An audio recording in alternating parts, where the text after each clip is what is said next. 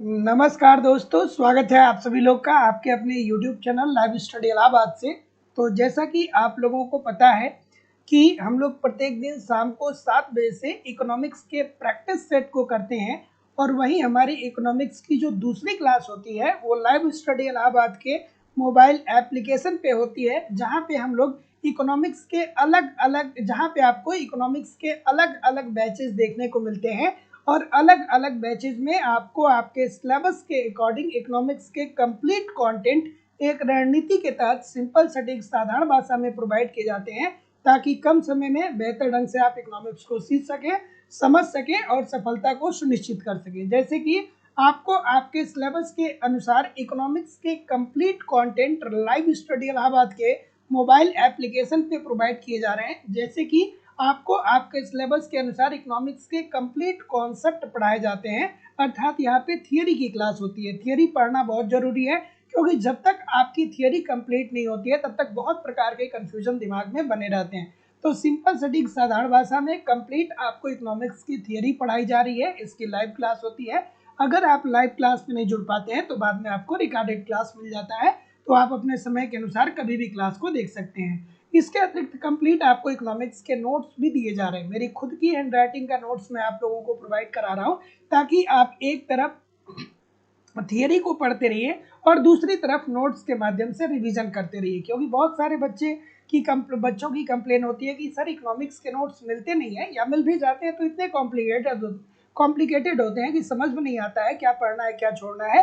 तो आपकी इसी रिक्वायरमेंट को ध्यान में रखते हुए सिंपल सटीक साधारण भाषा में मैं कंप्लीट अपनी हैंड राइटिंग का नोट्स भी आपको दे रहा हूँ। कम से कम 1 घंटे रोज नोट्स को पढ़िए जब तक सिलेक्शन मिल ना जाए। इसके अतिरिक्त आपको यहाँ पे कंप्लीट इकोनॉमिक्स के टेस्ट सीरीज भी दिए जा रहे हैं। आप टेस्ट दीजिए, अपना इवेल्युएशन करिए कि प्रश्न कहाँ गलत हो रहे हैं, प्रश्न क्यों गलत हो रहे हैं, उसमें सुधार करिए, फिर अगला टेस्ट दीजिए जिससे आपकी एक्यूरेसी बेहतर हो पाए। आपको यहाँ पे प्रीवियस ईयर के क्वेश्चन पेपर भी दिए जा रहे हैं। डायरेक्टली इनडायरेक्टली बहुत सारे प्रश्न प्रीवियस ईयर से पूछे जाते हैं और करंट की भी क्लासेस आपकी करवाई जा रही है। मतलब सब कुछ कवर कराना हमारी जिम्मेदारी है। बस आप इन सभी कंटेंट को ठीक तरीके से एप्लीकेशन पे फॉलो करिए, यूट्यूब पे प्रैक्टिस करते रहिए, कहीं भी इधर उधर से कुछ भी आपको कलेक्ट करने की जरूरत नहीं होगी। अगर जो बात करें एडमिशन की, तो लाइफ टाइम की वैलिडिटी के साथ आपको एडमिशन मिलता है। इट मीन्स बस आपको एक बार ही फीस सबमिट करनी है, इसके बाद कभी भी आपको किसी भी प्रकार का शुल्क यहाँ पे जमा नहीं करना होगा। लाइफ टाइम की वैलिडिटी के साथ पूरा कोर्स आपको मिल जाएगा। जब भी आप क्लास को ओपन करेंगे ये सारे कंटेंट जितनी भी बार चाहेंगे ये हमेशा अवेलेबल होंगे आपके एप्लीकेशन पे। तो एडमिशन लेने के लिए आप डिस्क्रिप्शन बॉक्स में जा सकते हैं। डिस्क्रिप्शन बॉक्स में जाइए, लाइव स्टडी इलाहाबाद के मोबाइल एप्लीकेशन का लिंक दिया गया है। एप्लीकेशन को डाउनलोड कर लीजिए और वहां से डायरेक्ट कोर्स को परचेज कर सकते हैं। अगर जो आप डायरेक्ट कोर्स नहीं परचेज कर पा रहे हैं तो ये जो ऊपर नंबर आ रहा है इस नंबर पे आप मुझे कॉल या व्हाट्सएप मैसेज कर सकते हैं। इकोनॉमिक्स के सभी बैच उपलब्ध है। टीजीटी उत्तर प्रदेश में TGT, PGT, GIC lecturer, LT grade, BPSC TRE का बैच आपको मिल जाएगा। बिहार में स्टेट और बेट का बैच आपको मिल जाएगा। मध्य प्रदेश में वर्ग 1, वर्ग 2, मध्य प्रदेश में सेट, उत्तराखंड में लेक्चरर की क्लास मिल जाएगी, यूजीसी नेट की क्लास मिल जाएगी, छत्तीसगढ़ में सेट की क्लास मिल जाएगी, झारखंड में टीजीटी, झारखंड में पीजीटी, D++ अलग अलग राज्यों में असिस्टेंट प्रोफेसर, एमबीएस, केबीएस और अन्य परीक्षाओं के आपको यहाँ पे बैच मिल जाएंगे। और सारे बैचेज में आपको ये सारे कंटेंट सिंपल सटीक साधारण भाषा में आपके सिलेबस के अनुसार कराए जा रहे हैं। तो जो लोग भी एडमिशन लेना चाहते हैं डिस्क्रिप्शन बॉक्स में जाकर के एप्लीकेशन को डाउनलोड करके डायरेक्ट कोर्स परचेज कर सकते हैं, या अगर जो आप डायरेक्ट नहीं कोर्स परचेज कर पा रहे हैं तो किसी भी इंक्वायरी के लिए या किसी भी प्रकार की समस्या आपको आ रही है तो आप मुझे इस नंबर पे कॉल कर सकते हैं या व्हाट्सएप मैसेज भी कर सकते हैं। So good evening everybody. अब हम लोग मूव करेंगे अपने सेशन की तरफ और आज के सेशन का पहला प्रश्न आप लोगों के सामने ये रहा कि प्रोफेसर सैमुअल्सन द्वारा प्रतिपादित प्रकट अधिमान सिद्धांत में निम्नलिखित में से कौन सी एक मान्यता नहीं है। तो सबसे पहली बात तो ये आपको पता होनी चाहिए कि प्रकट अधिमान सिद्धांत किसने दिया। तो प्रकट अधिमान सिद्धांत दिया गया था सैमुअल्सन के द्वारा। प्रकट अधिमान सिद्धांत के अंतर्गत सैमुअल्सन साहब क्या कहते हैं सैमुअल्सन साहब प्रकट अधिमान सिद्धांत के अंतर्गत। तो इस सिद्धांत के अंतर्गत वो ये बताते हैं कि बाजार में असंख्य वस्तुएं हैं, इतनी सारी वस्तुएं हैं कि कोई व्यक्ति अगर जो खरीदना भी चाहे तो पूरी जिंदगी लग जाएगा, लेकिन अर्थव्यवस्था में जितनी वस्तुएं हैं सबको वो खरीद नहीं पाएगा। लेकिन उपभोक्ता अपने विवेक से उन वस्तुओं का चुनाव करता है जिससे उसे अधिकतम संतुष्टि प्राप्त होती है। अर्थात प्रकट अधिमान सिद्धांत सैमुअल्सन ने दिया था, और प्रकट अधिमान सिद्धांत के अंतर्गत सैमुअल्सन ने यह बात बताई थी कि बाजार में बहुत सारी वस्तुएं हैं, लेकिन एक विवेकपूर्ण उपभोक्ता उन वस्तुओं का चुनाव करता है जिससे उसकी उपयोगिता अधिकतम होती है, अर्थात जिससे उसको संतुष्टि अधिकतम मिलती है। तो क्या उत्तर आ रहा है भाई? बिल्कुल ठीक है, बिल्कुल ठीक है। फिर अब इनकी मान्यता आपको याद होनी चाहिए। मान्यता में क्या कहते हैं सैमुअल्सन साहब कि उपभोक्ता जो होता है वो विवेकपूर्ण होता है। उपभोक्ता क्या होता है? विवेकपूर्ण होता है। उपभोक्ता की जो रुचि होती है वो दी हुई है इनकी मान्यताओं के अंतर्गत, अर्थात इन्होंने रुचि को स्थिर माना था। फिर इन्होंने क्या कहा था कि मांग की जो आय लोच होगी वो धनात्मक होगी। तो जितने लोग भी ऑप्शन नंबर डी बोल रहे हैं कि उपभोक्ता प्रत्येक स्थिति में अधिक वस्तुओं के संयोगों को कम की तुलना में अधिक पसंद करता है, ऐसा बिल्कुल नहीं है। क्योंकि ये क्या पूछ रहा है कि कौन सी मान्यता गलत है। तो प्रकट अधिमान सिद्धांत जो सैमुअल्सन साहब ने दिया था उसमें इन्होंने क्या बताया था? इन्होंने ये कहा था कि देखिए बाजार में तो बहुत सारी वस्तुएं, लेकिन एक उपभोक्ता उस बाजार में से उन वस्तुओं का चयन करेगा जिन वस्तुओं से उसे अधिकतम उपयोगिता प्राप्त होती है या संतुष्टि प्राप्त होती है। तो जितने लोग भी डी बोल रहे हैं सभी लोग का उत्तर बिल्कुल ठीक हो जाएगा। अगला प्रश्न कि किसी क्षेत्र में एक अकेले सीतागार के सामने किसानों की एक लंबी कतार, उदाहरण एक सीतागार मतलब ये कोल्ड स्टोरेज की बात कर रहा है।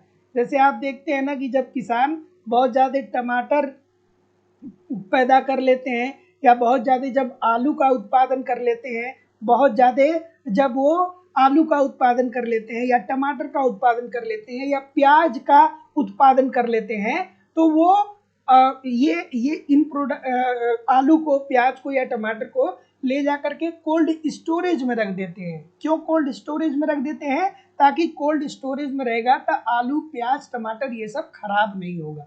ठीक है, तो ये किसका उदाहरण है? बेसिकली आपसे ये पूछा जा रहा है। तो ऑप्शन नंबर क्या बोल रहे हैं? तो किसी क्षेत्र में एक अकेले सीतागार मतलब एक कोल्ड स्टोरेज है, और इस कोल्ड स्टोरेज में किसानों की एक लंबी कतार लगी हुई है। तो ये किस प्रकार की बाजार प्रतियोगिता का उदाहरण होगा? तो ये होगा भैया एक क्रेता अधिकार। ठीक है, जैसे आप देखते हैं ना कि गन्ने की, अगर जो हम लोग बात करें गन्ने की, तो जो गन्ने का उत्पादन होता है तो गन्ना कौन खरीदता है? उत्तर प्रदेश सरकार खरीदती है ना गन्ना। तो देखिए, तो इसका मतलब ये होगा कि बहुत सारे बेचने वाले हैं, लेकिन खरीदने वाला कौन है? अकेला है। अर्थात किसी क्षेत्र में अकेले सीतागार, एक कोल्ड स्टोरेज है, और उस कोल्ड स्टोरेज में किसान अपने फसलों को रखने के लिए एक लंबी कतार में लगे हुए हैं। इसका मतलब कि एक क्रेता अधिकार का ये उदाहरण है, क्योंकि जो कोल्ड स्टोरेज ऑपरेट कर रहा है वही क्या करेगा कि किसानों की वस्तुओं को वही परचेज करेगा। अर्थात एक क्रेता अधिकार क्या होता है कि जिसमें अकेला क्रेता होता है, अर्थात खरीदने वाला अकेला होता है, अकेला क्रेता होता है, लेकिन अनेक विक्रेता होते हैं। अनेक क्या होते हैं?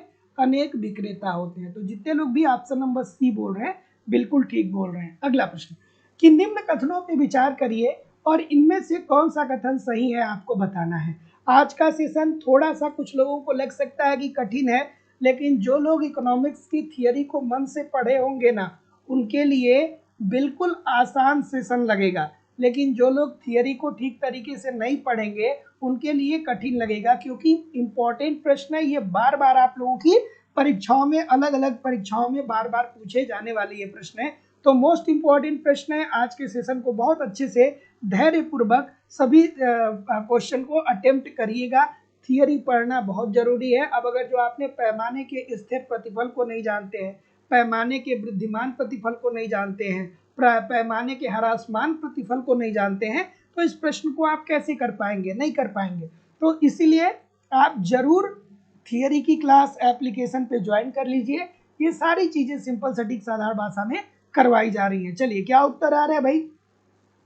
सी बोल रहे हैं, कुछ लोग बी भी बोल रहे हैं। चलिए देखते हैं कि वर्धमान पैमाने के प्रतिफल से तात्पर्य है कि एक परिवर्तनशील साधन का सीमांत उत्पाद जो होगा वो हमेशा बढ़ेगा। एब्सोल्युटली ये बात तो 100% ठीक होगी ना, एब्सोल्युटली ये बात ठीक होगी ना। ये किसकी? बढ़ते प्रतिफल की बात कर रहा है। तो जब बढ़ते प्रतिफल की बात करेगा तो बढ़ते प्रतिफल के अंतर्गत क्या होता है? सीमांत उत्पाद हमेशा बढ़ता हुआ होता है। तो ये बात तो आपकी बिल्कुल ठीक हो जाएगी। स्थिर पैमाने के प्रतिफल के अंतर्गत एक परिवर्तनशील लागत की सीमांत उत्पाद घटेगा। अरे नहीं, घटेगा नहीं, स्थिर रहेगा। ये बात गलत हो जाएगी, ये बात बिल्कुल गलत है। और प्रबंधकीय अनियमितताओं ह्रासमान पैमाने के प्रतिफल का एक महत्वपूर्ण कारण है। तो ये भी बात बिल्कुल ठीक है। तो जितने लोग भी ऑप्शन नंबर यहाँ पे बी बोलेंगे कि सर जी 1 और 2 सही, 1 और 3 सही है, सभी लोगों का उत्तर बिल्कुल ठीक है। अब आप लोगों को पैमाने का वृद्धिमान प्रतिफल नियम, स्थिर प्रतिफल नियम और ह्रासमान प्रतिफल नियम आपको पता होना चाहिए। नहीं पता है तो थियरी जरूर पढ़िए, अच्छे से पढ़िए, क्योंकि ये सारे प्रश्न बार बार आपके पेपर में पूछे जाते हैं। अगला प्रश्न आपके सामने ये रहा कि अन्य बातों के पूर्ववत रहते हुए हिग्स के प्रतिस्थापन प्रभाव को किसी वस्तु की कीमत में कमी के अंतर्गत दर्शाया जाता है। मोस्ट इंपॉर्टेंट प्रश्न है भाई, क्या उत्तर होगा भाई? चलिए ठीक है, ठीक है। वृद्धिमान पर प्रतिफल में क्या होता है कि जिस अनुपात में आगत बढ़ता है उसी अनुपात में निर्गत बढ़ता है ना। ठीक है, ठीक है। और ह्रासमान में क्या होता है कि जिस हाँ, ह्रासमान में क्या होता है कि आगतों की तुलना में निर्गत जो होता है वो कम प्राप्त होता है। चलिए अगला प्रश्न आपके सामने ये रहा कि अन्य बातों के पूर्ववत रहते हुए हिग्स के प्रतिस्थापन प्रभाव। अब हिग्स आपका, अगर जो आपने हिग्स का प्रतिस्थापन प्रभाव नहीं पढ़ा है तो ये क्वेश्चन आप पेपर में देखते रह जाएंगे, सॉल्व नहीं कर पाएंगे। ठीक है, चलिए तो बताइए हिग्स के प्रतिस्थापन प्रभाव को किसी वस्तु की कीमत में कमी के अंतर्गत दर्शाया जाता है। तो जितने लोग भी ऑप्शन नंबर क्या बोल रहे हैं? ठीक है, बी बोल रहे हैं। तो जितने लोग भी बी बोल रहे हैं सभी लोग का उत्तर बिल्कुल बिल्कुल ठीक है। तो हिग्स ने सॉरी हिग्स ने वस्तु की कीमत में परिवर्तन के फलस्वरूप उत्पन्न प्रतिस्थापन प्रभाव तथा आय प्रभाव को मापने के लिए अधिमान वक्र का प्रयोग किया था। ठीक है, तो अगर जो आपने हिग्स को पढ़ा होगा तो बहुत अच्छे से आप जानते होंगे।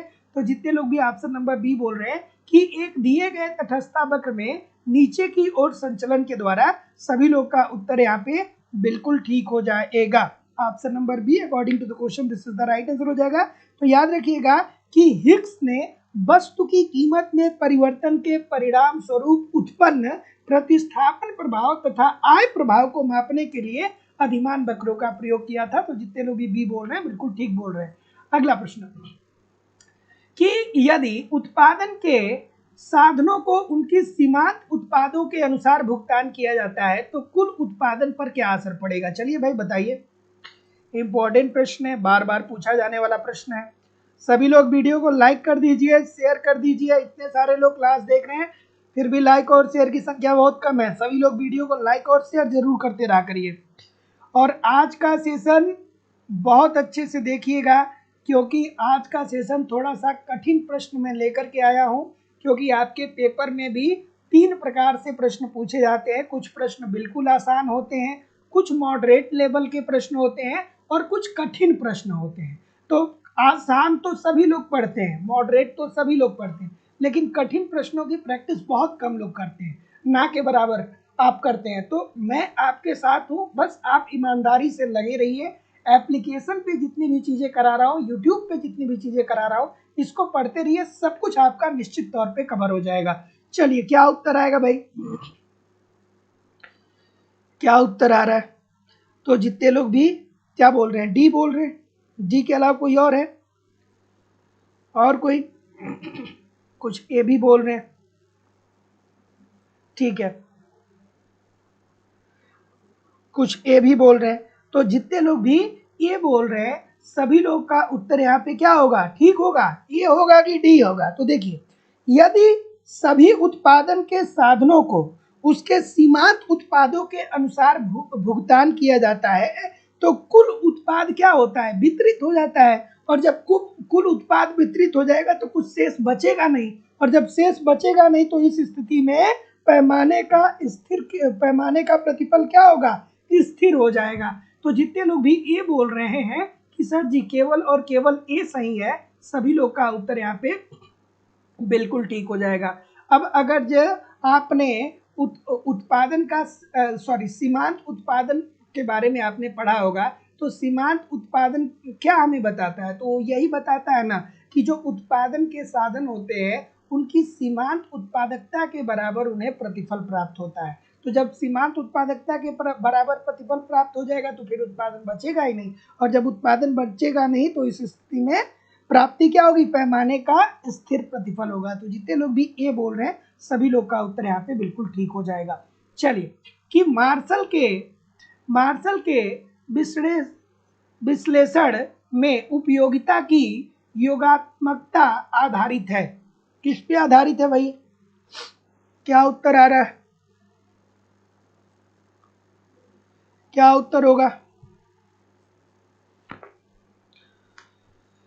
मार्शल के विश्लेषण में उपयोगिता की योगात्मकता आधारित है, किस पे आधारित है भाई। अब मार्शल साहब क्या कहते हैं,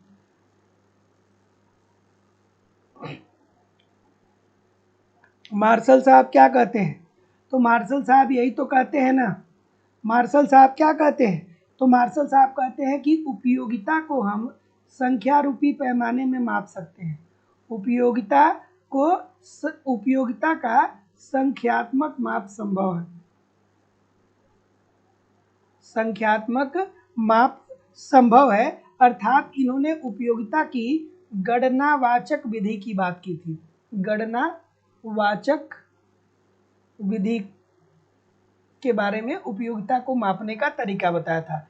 इन्होंने क्या कहा था, इन्होंने ये कहा था कि देखिए भैया, अगर जो आपको दो वस्तुओं की जरूरत है, जैसे मान लीजिए आपको भूख भी लगा है और आपको कपड़े की भी जरूरत है, तो आप सबसे पहले अपना पैसा किस पे खर्च करेंगे, तो आप कहेंगे कि सर जी भूख ज्यादा जरूरी है, तो पहले आप क्या करेंगे, सबसे ज्यादा उपयोगी क्या होगी कि आप अपनी भूख को मिटाएं, उसके बाद आपकी दूसरी उपयोगिता क्या होगी, कपड़ा खरीदना।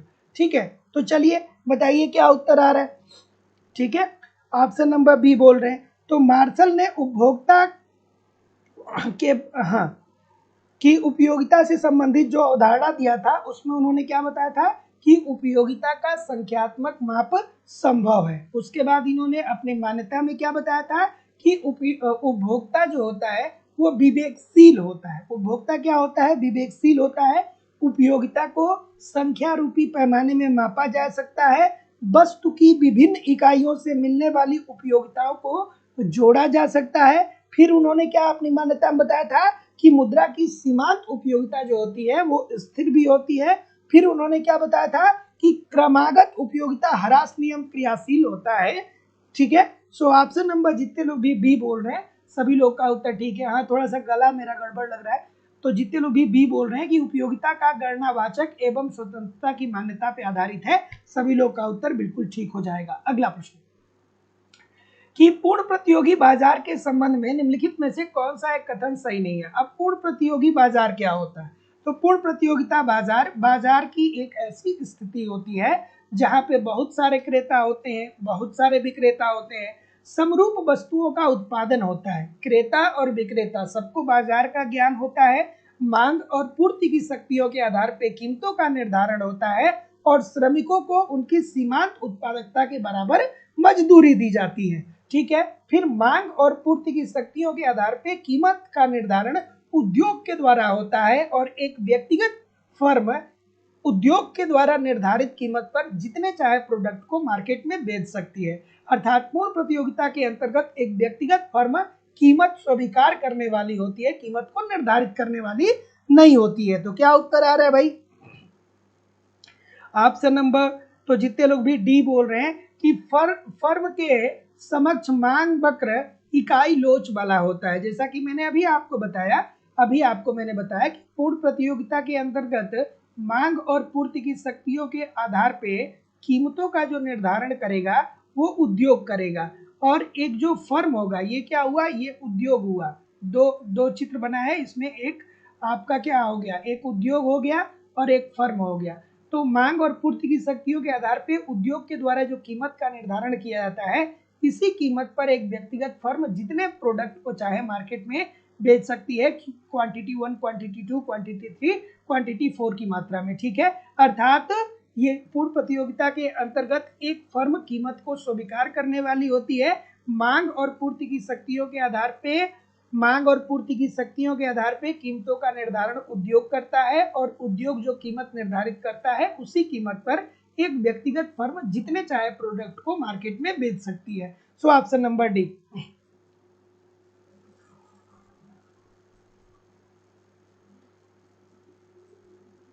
मैं लाइव ही तो क्लास ले रहा हूं, क्या हुआ, कोई दिक्कत है क्या भाई, क्या हुआ?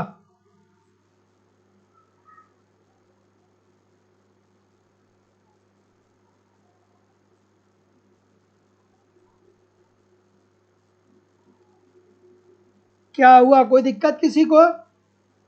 चलिए, कि कथन दिया गया है और कारण दिया गया है। कथन दिया गया है और कारण दिया गया है। कथन में क्या कहा जा रहा है कि पूर्ण प्रतियोगी बाजार में उद्योग का दीर्घकालीन औसत लागत, एक सेकेंड, पूर्ण प्रतियोगिता बाजार में उद्योग का दीर्घकालीन औसत लागत बराबर होता है। क्या ये बात ठीक है?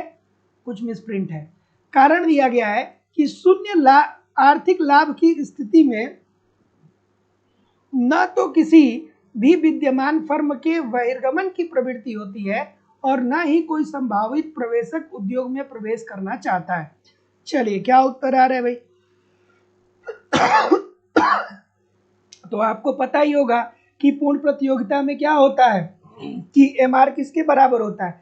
एमआर बराबर होता है एमसी के। एमआर किसके बराबर होता है? एमसी के बराबर होता है। और एसी किसके बराबर होता है? एआर के बराबर होता है। एआर के बराबर होता है। और जो एआर होता है वो किसके बराबर होता है?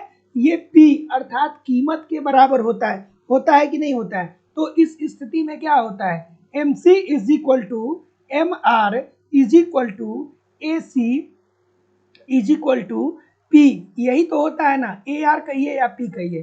तो जितने लोग भी ऑप्शन नंबर ए बोलेंगे कि हाँ सर ए और आर दोनों सही है और आर ए की सही व्याख्या कर रहा है, सभी लोग का उत्तर यहाँ पे बिल्कुल ठीक है।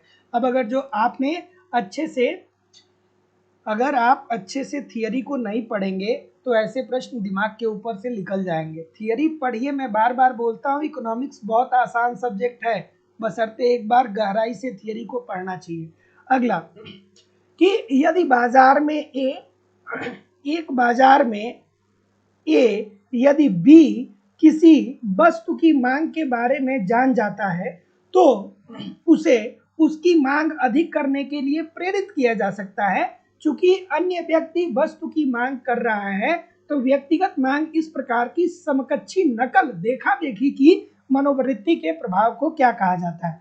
अब इस प्रश्न का बस पूछने का मतलब ये है कि जैसे मान लीजिए कि आपका दोस्त है, उसके पास आईफोन है, आपका दोस्त है उसके पास आईफोन है, तो आप सोचेंगे कि अरे भैया हम भी आईफोन ले लें, हमारे दोस्त के पास आईफोन है तो हम भी उसका देखा देखी करें और हम भी क्या करें, आईफोन ले लें। तो इस प्रकार की प्रवृत्ति को हम लोग क्या जानते हैं? चलिए, तो जितने लोग भी बी बोल रहे हैं सभी लोग का उत्तर यहाँ पे बिल्कुल ठीक है।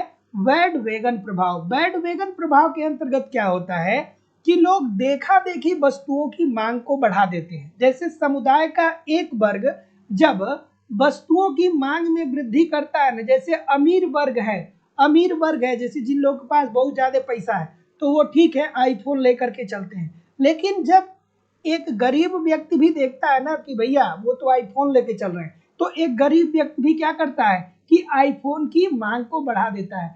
तो अगर आप किसी दूसरे से प्रेरित होकर के किसी वस्तु की मांग को बढ़ा रहे हैं तो उसे ही हम लोग क्या बोलते हैं, वैड वेगन प्रभाव बोलते हैं। So option number B according to the question this is the right answer हो जाएगा।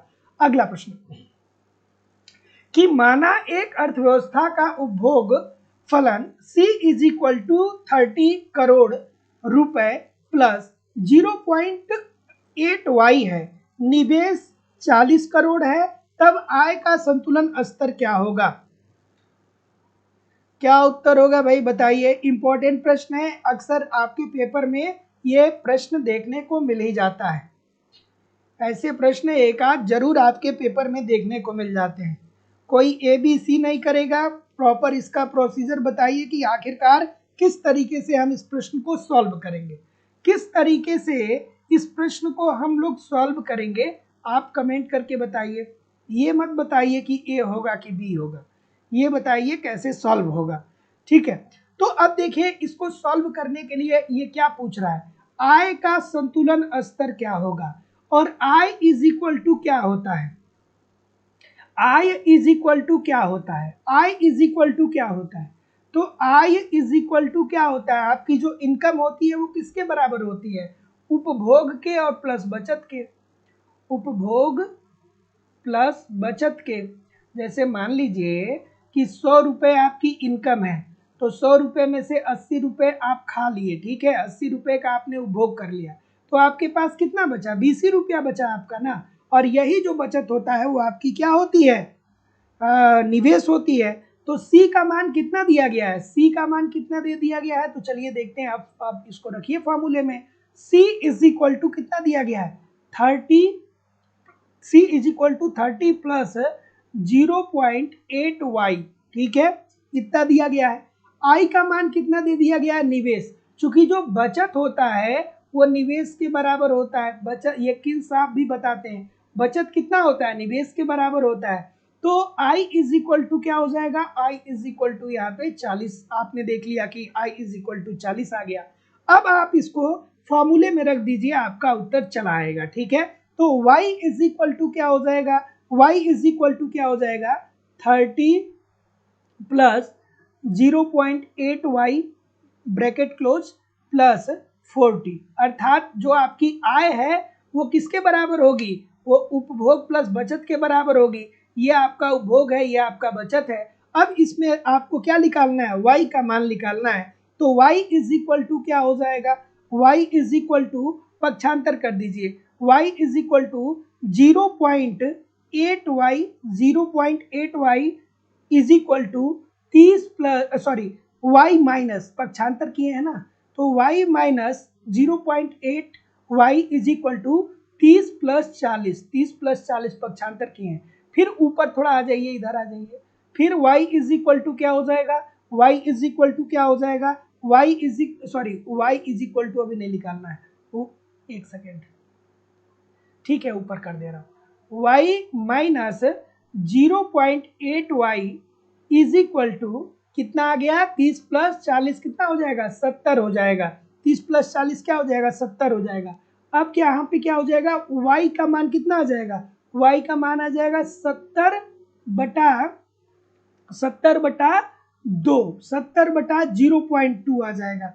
तो जब आप इसको y का मान निकालेंगे तो y इज इक्वल टू कितना आ जाएगा, ये ऊपर चला जाएगा, 0 0 कैंसिल आउट हो जाएगा, ये हो जाएगा आपका 3 दूनी 6, 5 दूनी 10, 150। तो जितने लोग भी क्या बोल रहे हैं, जितने लोग भी क्या बोल रहे हैं, 150 नहीं 140, हाँ सॉरी 350, सॉरी। तो जितने लोग भी बी बोल रहे हैं सभी लोग का उत्तर यहाँ पे एब्सोल्युटली 100% ठीक है। अब इस प्रश्न को सॉल्व करने के लिए बस आपको ये जानना था कि आप ये बात जानते हैं कि नहीं कि y is equal to C plus I होता है। अब उसी में आप रख देंगे, कैलकुलेट कर लेंगे तो उत्तर आ जाएगा।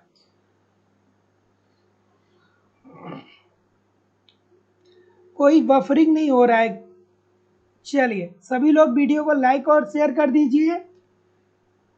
शत्रुघ्न प्रसाद जी, सर्वेश कुमार जी, जूही शुक्ला जी, कुश जी, SN मिश्रा जी, सुनीता जी, ठीक है, नौशाद अली जी, पिंकी कुमारी जी, सर्वेश कुमार जी, सभी लोगों से निवेदन है वीडियो को लाइक कर दीजिए, शेयर कर दीजिए। इतने सारे लोग क्लास देख रहे हैं फिर भी लाइक और शेयर की संख्या बहुत कम है।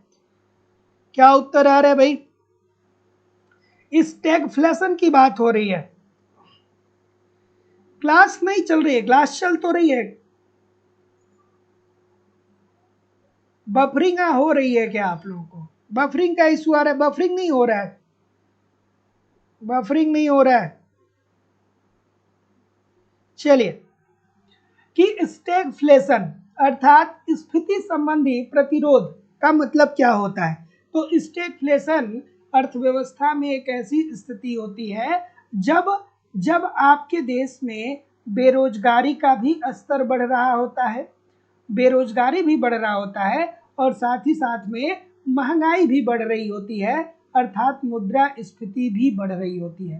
तो स्टैगफ्लेशन एक ऐसी स्टैगफ्लेशन अर्थव्यवस्था की एक ऐसी दशा है जिसमें एट द सेम टाइम अर्थव्यवस्था में बेरोजगारी भी बढ़ रही है, अर्थव्यवस्था में बेरोजगारी भी बढ़ रही है और साथ ही साथ मुद्रास्फीति अर्थात महंगाई भी बढ़ रही है।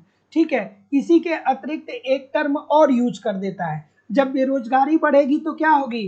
अर्थव्यवस्था में अगर जो बेरोजगारी बढ़ेगी तो अर्थव्यवस्था में क्या होगा? इससे अर्थव्यवस्था में मंदी आएगी, उत्पादन का स्तर कम होगा और वही दूसरी तरफ मुद्रास्फीति मतलब महंगाई बढ़ेगी। ठीक है, तो जितने लोग भी ऑप्शन नंबर क्या बोल रहे हैं? ये बोल रहे हैं उच्च बेरोजगारी अवधि उच्च मुद्रास्फीति में सभी लोग का उत्तर ठीक होगा। अगला प्रश्न, कि सूची 1 को सूची 2 के साथ सुमेलित कर दीजिए। चलिए भाई,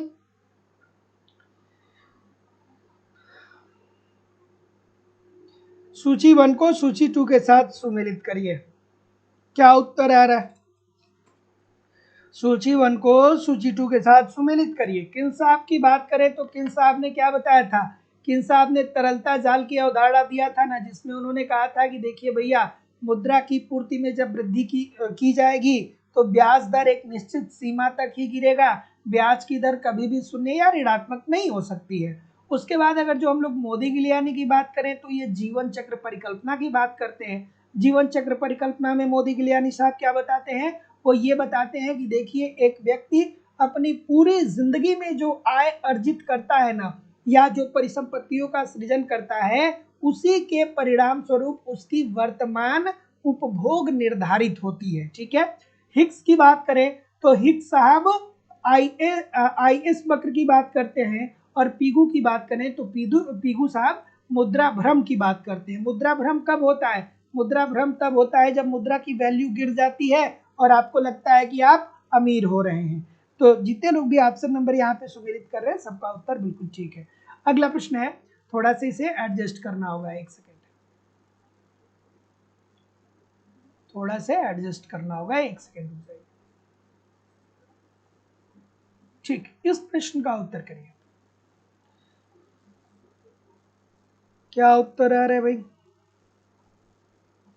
चलिए, सभी लोग एक बार वीडियो को लाइक कर दो यार, शेयर कर दीजिए। इतने सारे लोग क्लास देख रहे हैं, सभी लोग एक बार वीडियो को लाइक और शेयर कर दीजिए।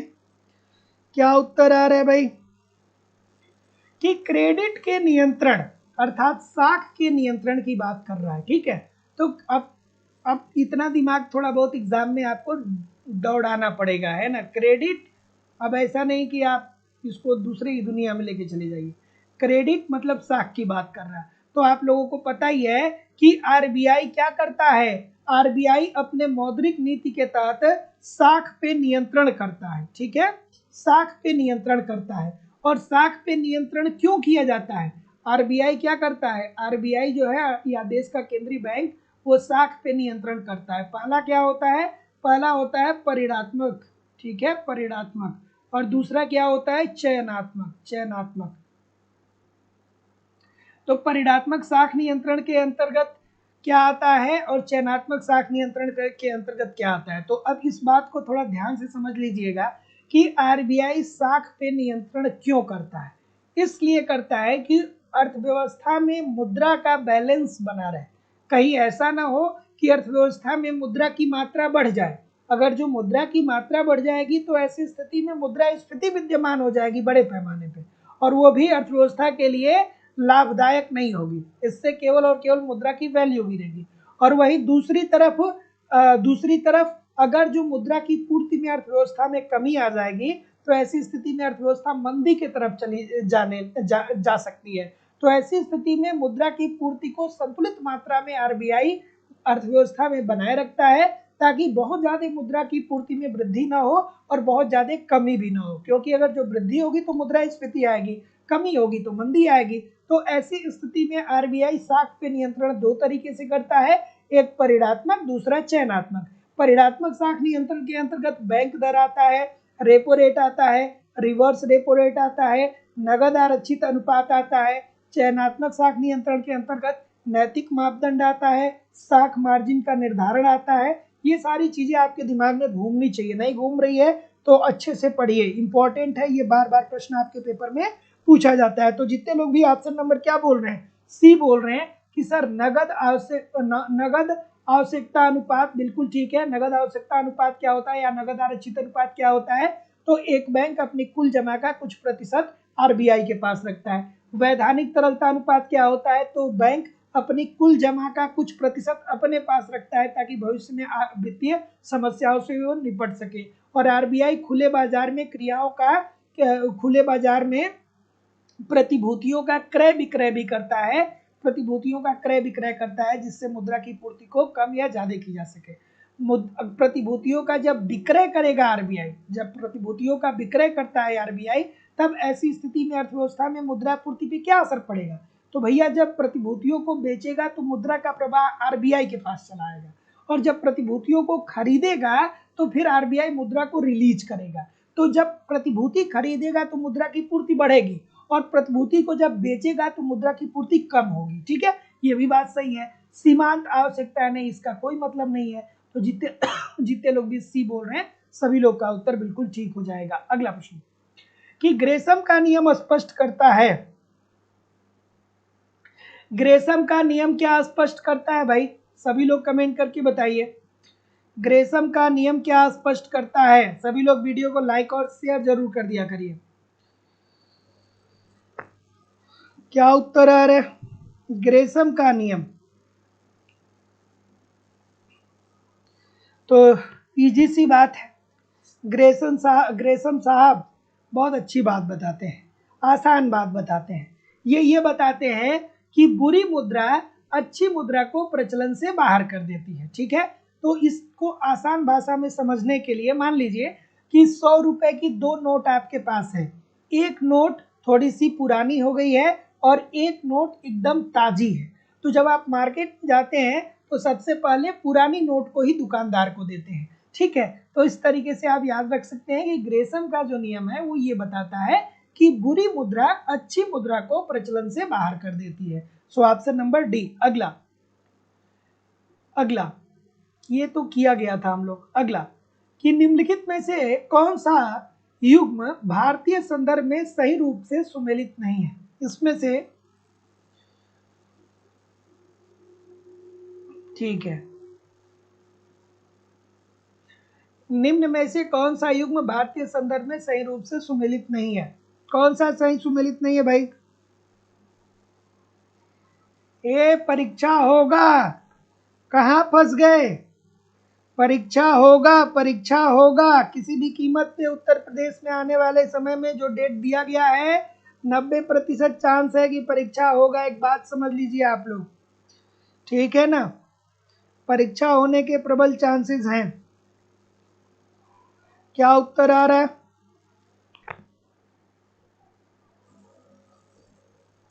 कि निम्न में से कौन सा युग्म भारतीय संदर्भ में सही रूप से सुमेलित नहीं होता है?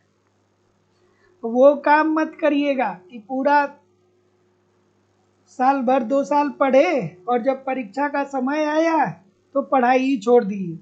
इतना पढ़े है इकोनॉमिक्स 100% सिलेक्शन होगा, बशर्ते क्या करना है, वही स्पिरिट बनाए रखना है जो पहले से बना हुआ है। बहुत सारे लोग क्या होता है कि जब एग्जाम आता है तो दिमाग में इधर उधर बातें चलने लगती हैं। 50 लोग मिल जाते हैं क्या करने के लिए, सलाह देने के लिए।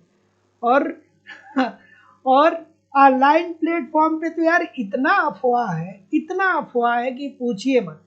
इतना अफवाह है ऑनलाइन प्लेटफॉर्म पे, जिसको देखिए वही ज्ञाता बना हुआ है। कुछ आधे लोग कह रहे हैं कि ऐसे होगा, आधा लोग कहते हैं कि नहीं ऐसे होगा।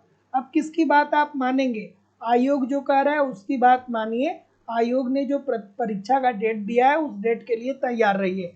चलिए क्या उत्तर होगा कि निम्नलिखित में से कौन सा युग्म भारतीय संदर्भ में सही रूप से सुमेलित नहीं है? कौन सा सुमेलित नहीं है भाई, कौन सा सुमेलित नहीं है? तो जितने लोग भी ऑप्शन नंबर सी बोल रहे हैं, सी बोल रहे हैं कि नहीं बोल रहे हैं? कोई नहीं सी बोल रहा है, क्यों नहीं बोल रहे भैया?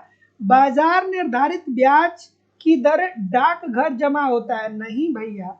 देखिए ये क्या आपसे कह रहा है, इस बात को समझिए। डाक में आपने पैसे, डाकघर में पैसे जमा किया है आपने, तो जो डाक घर में पैसा जमा होता है ना, इस पे आपको ब्याज मिलता है। इस पे आपको क्या मिलता है? ब्याज दर मिलता है। इस समय शायद लगभग 7.5% ब्याज की दर है, ठीक है, 7.5% ब्याज की दर है। तो ये बाजार द्वारा थोड़ी निर्धारित होता है। जब आप डाक में पैसा जमा करने जाते हैं तो वहां पे क्या होता है, आपको ब्याज मिलता है।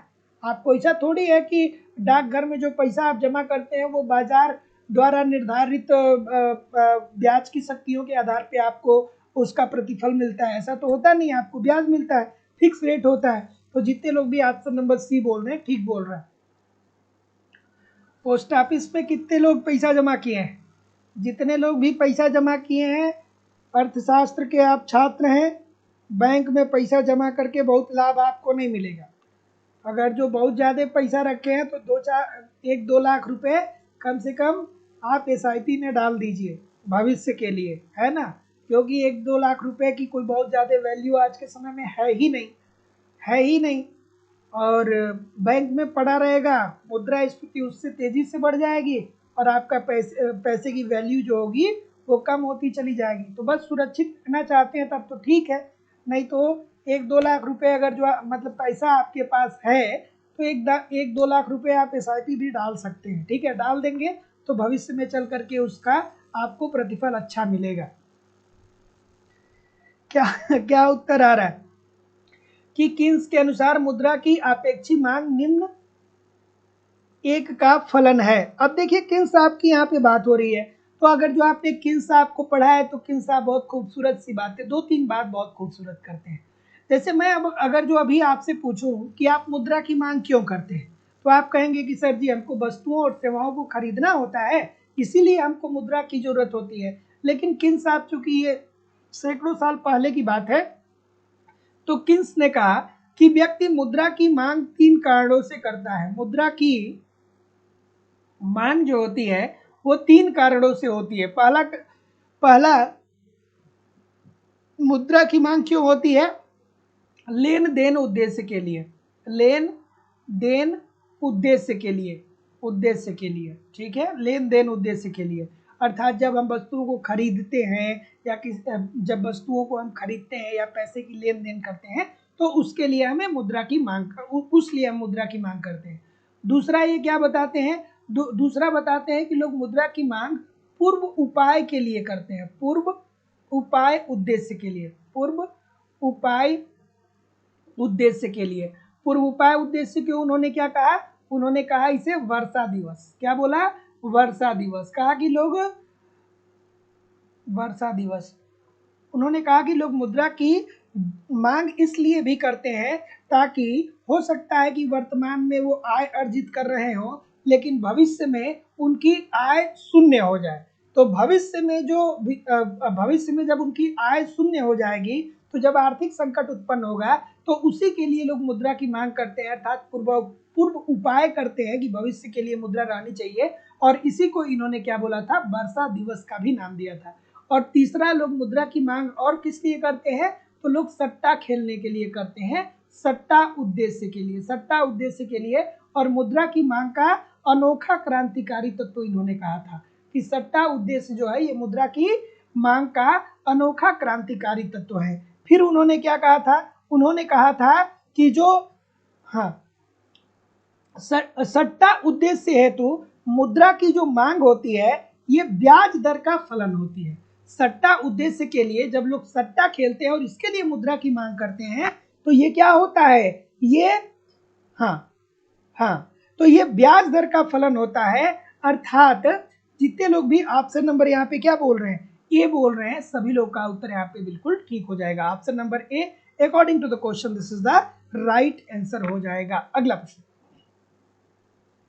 ब्याज का समय अधिमान सिद्धांत मुख्य रूप से संबंधित है। ये किसने दिया था भाई? ब्याज का समय अधिमान सिद्धांत। सभी लोग कमेंट करके बताइए क्या उत्तर आ रहा है। ऑप्शन नंबर, चलिए भाई बताइए। अरविंद कुमार पाल जी, सुनील दुबे जी, शत्रुघ्न प्रसाद जी, अर्चना श्रीवास्तव जी, राकेश बिन जी, अक्षय जी, नवीता भट्ट जी, ठीक है, सर्वेश कुमार जी, सदानंद मिश्रा जी, ठीक है, लवकेश कुमार जी, जूही शुक्ला जी, विकास कुमार मिश्रा जी, राकेश बिन जी, सर्वेश कुमार जी, तस्नीम खान जी, सुनीता गुप्ता जी, जूही शुक्ला जी। सभी लोगों से निवेदन है कि वीडियो को लाइक कर दीजिए, शेयर कर दीजिए। इतने सारे लोग क्लास देख रहे हैं फिर भी लाइक और शेयर की संख्या बहुत कम है। सभी लोगों से एक बार निवेदन है कि वीडियो को लाइक कर दीजिए, शेयर कर दीजिए। क्या उत्तर आ रहा है भाई? क्या उत्तर आ रहा है? तो जैसा कि मैं देख पा रहा हूं ऑप्शन नंबर, जितने लोग भी बी बोल रहे हैं सभी लोग का उत्तर यहाँ पे बिल्कुल ठीक हो जाएगा, है ना। Option number B according to the question this is the right answer हो जाएगा। तो ब्याज का समय अधिमान सिद्धांत किसने दिया था? फिशर ने दिया था। ये सिद्धांत क्या बताया था? ये सिद्धांत ये बताया था कि जैसे मान लीजिए कि यहाँ पे दो लोग हैं, जैसे मान लीजिए एक लोग हैं जिनका नाम सुनील है और एक लोग हैं जिनका नाम मान लीजिए राम नारायण है, ठीक है।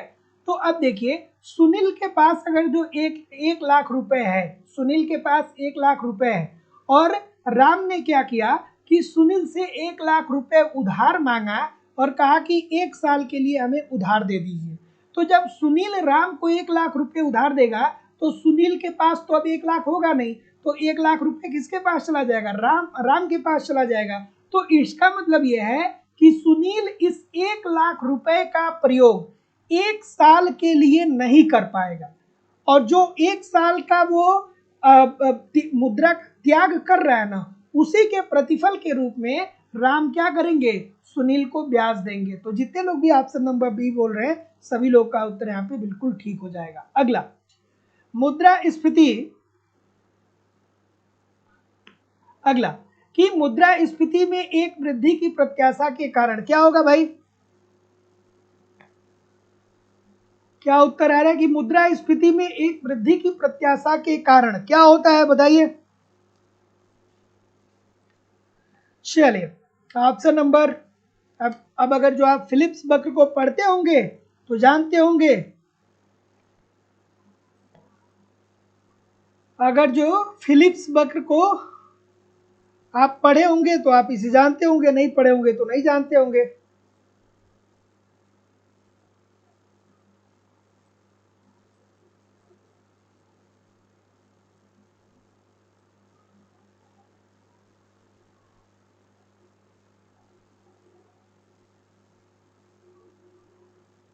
क्या हो गया भाई? क्या मैंने नहीं बताया?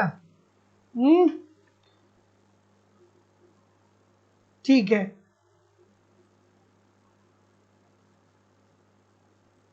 ठीक, चलिए। सो ऑप्शन नंबर क्या बोल रहे हैं? तो जितने लोग भी मुद्रास्फीति में एक वृद्धि की प्रत्याशा के कारण क्या होगा, तो अगर जो आप फिलिप्स वक्र को पढ़े होंगे तो जानते होंगे, नहीं पढ़े होंगे तो नहीं जानते होंगे। तो अल्पकालीन फिलिप्स वक्र के ऊपर दाहिनी ओर ये क्या होता है? स्थानांतरित होता है।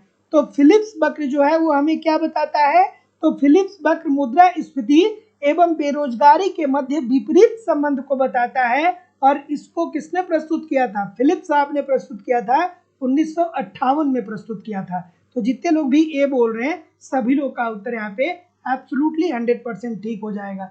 अगला प्रश्न, कि संतरों के बाजार में यदि अन्य बातें पूर्ववत रहे तो आय में वृद्धि होने से क्या होगा? चलिए भाई बताइए क्या उत्तर आएगा भाई? कि संतरों के बाजार में यदि अन्य बातें पूर्ववत रहे तो आय में वृद्धि होने से क्या होगा? इजी सी बात है।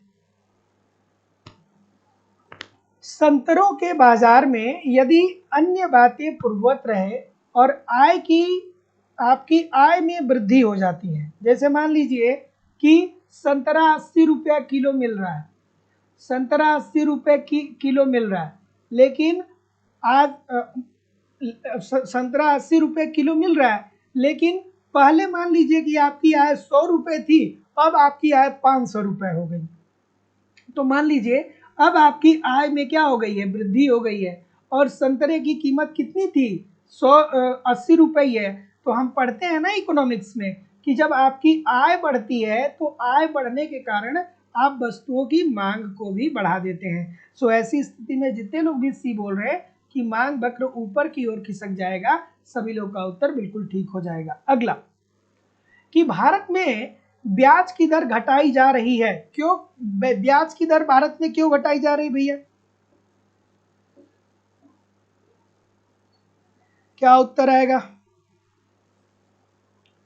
कि भारत में ब्याज दर घटाई जा रही है। जैसे आप अगर जो कहीं जाते होंगे, शॉपिंग मॉल में जाते होंगे, तो वहां पे दो चार लोग आपको मिल ही जाते हैं कि सर क्रेडिट कार्ड ले लीजिए, सर हम SBI से हैं, हम ICICI बैंक से हैं, क्रेडिट कार्ड ले लीजिए। लोग बोलते हैं ना कि सर जी क्रेडिट कार्ड ले लीजिए। आप बैंक में जाते हैं तो देखते हैं कि बैंक में बहुत सारे स्कीम लगा रहता है कि 0% ब्याज दर पे ये आप ऋण ले जाइए, या आप 2% ब्याज दर पे ऋण ले जाइए। क्यों ऐसा होता है, क्यों ब्याज की दर घटाई जाती है? वो इसीलिए घटाई जाती है ताकि सार्वजनिक ऋण का भार क्या हो सके, कम हो सके। जैसे एक किसान ऋण लेकर के अपनी खेती कर रहा है, तो अब ज्यादा ब्याज लगाया जाएगा तो किसान के ऊपर ऋण ज्यादा होगा, और अगर जो ब्याज की दर कम कर दी जाएगी तो ऋण भार किसान का कम हो जाएगा। सरल क्रेडिट सुविधाओं के सृजन के लिए क्रेडिट कार्ड कंपनियां आपको दे रही हैं कि भैया अब क्रेडिट कार्ड भी आपको कंपनी दे रही है कि आप क्रेडिट कार्ड ले लीजिए, 1 लाख रुपए की खरीदारी कर लीजिए, आपके पास पैसा नहीं है तो भी आपका जीवन चल जाएगा। लेकिन क्रेडिट कार्ड कभी नहीं लेना चाहिए, जब तक आप बेरोजगार हैं तब तक कभी क्रेडिट कार्ड मत लीजिए। आगे, ब्याज दर संरचना की विश्व ब्याज दरों के साथ संरेखण के लिए, बिल्कुल ठीक है, विश्व की अर्थव्यवस्थाओं को देखेंगे तो वहां पे ब्याज की दर बहुत कम है। तो उपरोक्त तीनों को निष्पादित करने के लिए तो जितने लोग भी डी बोल रहे हैं ठीक बोल रहे हैं। अगला थोड़ा सा एडजस्ट करना होगा। चलिए अगला प्रश्न बताइए भाई, क्या उत्तर आ रहा है? कथन और कारण। चलिए थोड़ा आराम से करिए इस प्रश्न का उत्तर। और हमारी इकोनॉमिक्स की जो दूसरी क्लास है वो लाइव स्टडी इलाहाबाद के मोबाइल एप्लीकेशन पे होती है, जहां पे आपको इकोनॉमिक्स के अलग अलग बैच देखने को मिलते हैं, और अलग अलग बैचेज में आपको आपके सिलेबस के अकॉर्डिंग इकोनॉमिक्स के कंप्लीट कंटेंट प्रोवाइड किए जा रहे हैं एक रणनीति के तहत, ताकि कम समय में बेहतर ढंग से आप इकोनॉमिक्स को सीख सके, समझ सके और सफलता को सुनिश्चित कर सके। जैसे कि आपको आपके सिलेबस के अकॉर्डिंग कंप्लीट इकोनॉमिक्स की थियरी पढ़ाई जा रही है, अर्थात कॉन्सेप्ट पढ़ाया जा रहा है। थियरी पढ़ना बहुत जरूरी है, जब तक आपकी थियरी कंप्लीट नहीं होती है तब तक बहुत प्रकार की कंफ्यूजन में आप फंसे रहते हैं। तो सिंपल सटीक साधारण भाषा में आपको कंप्लीट थियरी पढ़ाई जा रही है, इसकी लाइव क्लास होती है। लाइव क्लास में नहीं जुड़ते हैं तो बाद में आपको रिकॉर्डेड क्लास मिल जाता है, तो आप अपने समय के अनुसार कभी भी क्लास को ज्वाइन कर सकते हैं। इसके अतिरिक्त कंप्लीट आपको इकोनॉमिक्स का नोट्स भी दिया जा रहा है, ताकि आप एक तरफ कॉन्सेप्ट थियरी को पढ़िए और दूसरे तरफ नोट्स के माध्यम से रिवीजन करते रहिए। आपको टेस्ट सीरीज भी दिया जा रहा है, टेस्ट दीजिए, अपना इवेल्युएशन करिए, देखिए गलती कहाँ पे हो रही है, गलती क्यों हो रही है, उसमें सुधार करिए, फिर अगला टेस्ट दीजिए, जिससे आपकी एक्यूरेसी बेहतर हो पाए। आपको प्रीवियस ईयर के क्वेश्चन पेपर भी दिए जा रहे हैं, डायरेक्टली इनडायरेक्टली बहुत सारे प्रश्न प्रीवियस ईयर से पूछे जाते हैं, और करंट की भी क्लासेस करवाई जा रही हैं। सब कुछ कवर कराना हमारी जिम्मेदारी है, बस आप ईमानदारी से इन सारे कंटेंट को एप्लीकेशन पे फॉलो करते रहिए, यूट्यूब पे प्रैक्टिस करते रहिए, आपको इधर उधर से कुछ भी कलेक्ट करने की जरूरत नहीं होगी। जो लोग भी एडमिशन लेना चाहते हैं डिस्क्रिप्शन बॉक्स में जाइए, लाइव स्टडी इलाहाबाद के मोबाइल एप्लीकेशन का लिंक आपको मिलेगा, एप्लीकेशन को डाउनलोड कर लीजिए और वहां से अपने कोर्स को जाकर के डायरेक्ट परचेज कर सकते हैं। लाइफ टाइम की वैलिडिटी के साथ आपको एडमिशन मिल रहा है। इट मीन्स अगर जो आप एक बार एडमिशन लेते हैं तो आप एक से ज्यादा परीक्षाओं के लिए भी पढ़ सकते हैं। अगर जो कोई नई वैकेंसी आती है उसके लिए भी पढ़ना चाहेंगे तो पढ़ सकते हैं, या किसी भी प्रकार की इंक्वायरी के लिए आप मुझे इस नंबर पे कॉल कर सकते हैं या व्हाट्सएप मैसेज भी कर सकते हैं। चलिए भाई क्या उत्तर आ रहा है बताइए, क्या उत्तर आ रहा है? ऑप्शन नंबर, क्या उत्तर आ रहा है? तो जितने लोग भी ये बोल रहे हैं क्या ठीक बोल रहे हैं। अब इस प्रश्न को आप तभी ठीक कर पाएंगे जब आप राजस्व घाटे का फॉर्मूला जानेंगे। राजस्व घाटा इज इक्वल टू क्या होता है? राजस्व घाटा इज इक्वल टू क्या होता है? राजस्व घाटा इज सॉरी प्राथमिक घाटा। या ठीक है, कोई दिक्कत नहीं है, बात एक ही है। प्राथमिक घाटा इज इक्वल टू क्या होता है, चलिए राजस्व घाटा ही देख लीजिए। राजस्व घाटा, ठीक है, तो राजस्व घाटा इज इक्वल टू क्या होगा, राजस्व घाटा इज इक्वल टू क्या होगा, राजस्व व्यय माइनस राजस्व प्राप्ति। मतलब सरकार का जो व्यय होता है और सरकार की जो प्राप्ति होती है, यही तो होता है ना। अब आप कहेंगे सर जी प्राथमिक घाटा माइनस ब्याज भुगतान नहीं करेंगे, अरे भाई वो भी करेंगे, अलग अलग तरीकों से लिखा जाता है, लेकिन इस प्रश्न में हमें यही की जरूरत है। तो क्या उत्तर आ रहा है, तो जितने लोग भी ये बोल रहे हैं कि अप्रत्यक्ष कर सामान्यतः प्रतिगामी प्रवृत्ति के होते हैं, क्योंकि अप्रत्यक्ष कर में क्या होता है ना कि सभी आय वर्ग को समान रूप से कर देना पड़ता है।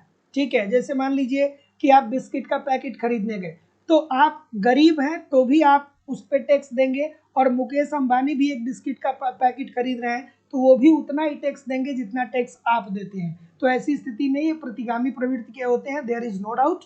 और वे सभी करदाताओं पर उनकी आय के भेद के बिना समान रूप से लागू किए जाते हैं, वही तो मैंने आपको बताया। तो जितने लोग भी ऑप्शन नंबर ए बोल रहे हैं कि सर जी ए और आर दोनों ठीक है और आर ए की सही व्याख्या कर रहा है, सभी लोग का उत्तर यहाँ पे बिल्कुल ठीक हो जाएगा। अगला प्रश्न कि समय के साथ साथ केंद्रीय सरकार का राजस्व घाटा बढ़ रहा है, क्या ये बात ठीक है, और अगर जो ये बात ठीक है तो ब्याज भुगतान में वृद्धि राजस्व घाटे में वृद्धि का सर्वाधिक महत्वपूर्ण कारण है। चलिए बताइए क्या हो गया भाई, क्या उत्तर आ रहा है। सभी लोग वीडियो को लाइक और शेयर कर दिया करिए, इतने सारे लोग क्लास देख रहे हैं फिर भी लाइक और शेयर की संख्या बहुत कम है। सभी लोग एक बार वीडियो को लाइक कर दीजिए, शेयर कर दीजिए। क्या उत्तर आ रहा है भाई, ऑप्शन नंबर, ठीक है, क्या बोल रहे हैं, ठीक है, और कोई, और कोई, तो जितने लोग भी ठीक है, और कोई, तो जितने लोग भी ए बोल रहे हैं क्या ठीक बोल रहे हैं। चलिए देखते हैं कि समय के साथ साथ केंद्रीय सरकार का राजस्व घाटा बढ़ रहा है। एब्सोल्युटली ठीक है भैया, जैसे जैसे आपकी अर्थव्यवस्था का विकास होगा वैसे वैसे ये बात बिल्कुल सही है कि आपका राजस्व घाटा क्या होगा, बढ़ेगा, देयर इज नो डाउट। ठीक है कि भारत सरकार का राजस्व घाटा बढ़ा है, इसमें कुछ मामले में सरकार की भी रणनीति होती है, हालांकि बहुत ज्यादा नहीं होना चाहिए। ब्याज भुगतान में वृद्धि राजस्व घाटे में वृद्धि का सर्वाधिक महत्वपूर्ण कारण है। तो आप लोग को पता ही होगा दोस्तों कि सरकार अपनी आय का सबसे बड़ा हिस्सा जो खर्च करती है वो किस पे करती है, ब्याज भुगतान पे करती है। तो जितने लोग भी ए बोल रहे हैं सभी लोग का उत्तर ठीक है। अगला कि बजट नीति का आश्रय लिया जाता है जबकि अर्थव्यवस्था सामना कर रही हो, क्या उत्तर आ रहा है। चलिए ऑप्शन नंबर, ठीक है, अक्षय जी, शत्रुघ्न जी, नैना यादव जी, सुनील दुबे जी, सुंदरी जी, नैना यादव जी, मुक्ता वर्मा जी, ठीक है, विकास कुमार मिश्रा जी, राजन सिंह जी। सभी लोगों से निवेदन है, इतने सारे लोग क्लास में जुड़े हुए हैं लेकिन फिर भी लाइक और शेयर की संख्या बहुत कम है। सभी लोगों से निवेदन है कि एक बार वीडियो को लाइक कर दीजिए, शेयर कर दीजिए। चलिए इस प्रश्न की अगर जो हम लोग बात करें तो बजट नीति का आश्रय कब लिया जाता है, बजट नीति इसका मतलब क्या होगा, इसका मतलब क्या होगा भाई बताइए। क्या बोल रहे हैं, ठीक है, ये बोल रहे हैं, ठीक है। तो बचत या हाँ बचत बजट नीति इसका मतलब क्या होता है कि इसका मतलब ये होता है कि सरकार इसे बचत का भी बजट बोला जाता है। तो बचत का बजट, या इसे हम लोग और क्या बोलते हैं, अतिरेक बजट बोलते हैं। इसमें क्या होता है, इसमें यह होता है कि सरकार अपनी आय से कम, सरकार की आय ज्यादा होती है लेकिन सरकार अपनी आय से अर्थव्यवस्था में कम व्यय करता है। क्यों, इसलिए कम व्यय करता है ताकि अर्थव्यवस्था में मुद्रा की पूर्ति को घटा दी जाए। मुद्रा की पूर्ति को घटा दी जाए। क्यों मुद्रा की पूर्ति को घटा दी जाए? इसलिए घटा दी जाए क्योंकि अर्थव्यवस्था में मुद्रास्फीति व आर्थिक तेजी का अगर जो अनुभव है तो इसे हम लोग क्या करेंगे कि मुद्रा की पूर्ति को कम करेंगे, क्योंकि अगर जो मुद्रास्फीति को एक नियत समय पे रोका नहीं जाता है तो अनियंत्रित मुद्रास्फीति अर्थव्यवस्था में आ जाती है और अनियंत्रित मुद्रास्फीति अर्थव्यवस्था के लिए घातक होती है। सो ऑप्शन नंबर ए। अगला कि भारत में निम्नलिखित में से कौन सा एक वित्तीय घाटे का सही माप है? वित्तीय घाटे का सही माप क्या है भाई? ये सारे प्रश्न बहुत इंपॉर्टेंट है, जितना भी मैं करवा रहा हूं, है ना। ये पेपर में आते हैं, फिर आप लोगों को ये लगता है कि ये तो हमने कहीं पढ़ा ही नहीं, ठीक है ना।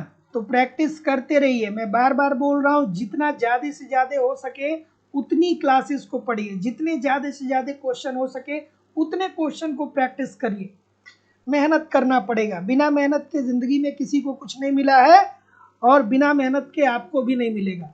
और जिसने मेहनत किया है उसका हाथ कभी खाली नहीं रहा है, उसे सफलता जरूर मिली है।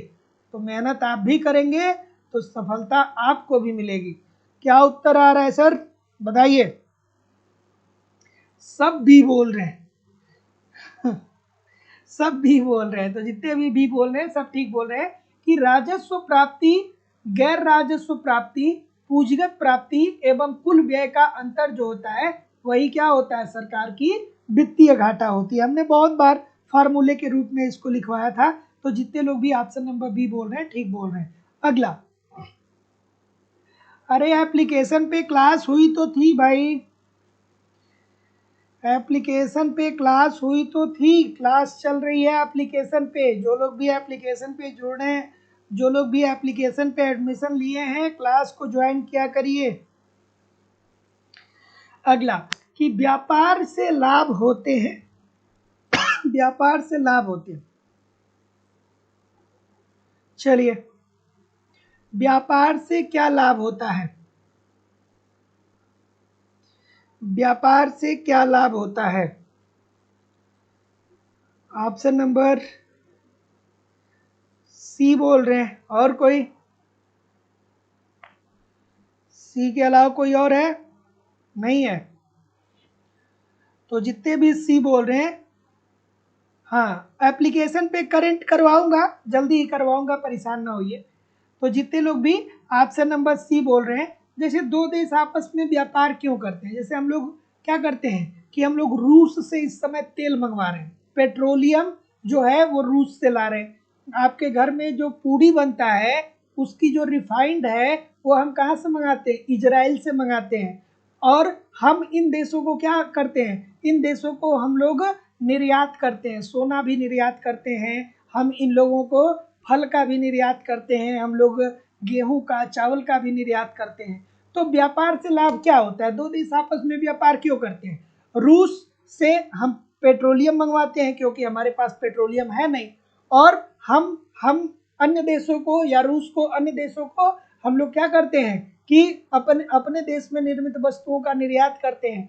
क्यों करते हैं? इसीलिए करते हैं कि इस तथ्य से विनिमय के फलस्वरूप प्रत्येक देश में विशिष्टीकरण तथा अधिक उत्पाद का पुनर्आवंटन और वर्धित कल्याण आता है। ठीक है, जैसे मान लीजिए कि आज अगर जो हम लोग अंतर्राष्ट्रीय व्यापार नहीं करते, रूस से, सऊदी अरेबिया से, इराक से, ईरान से हम लोग पेट्रोल नहीं मंगाते, तो भारत में जितनी पेट्रोल की मांग है क्या इसकी पूर्ति हो पाती? नहीं हो पाती।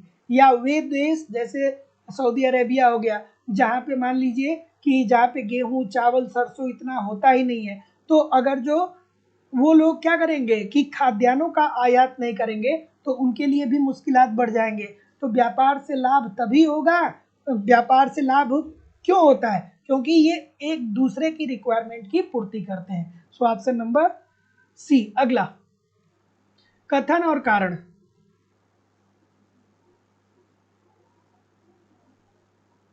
कथन और कारण, क्या उत्तर आ रहा है भाई?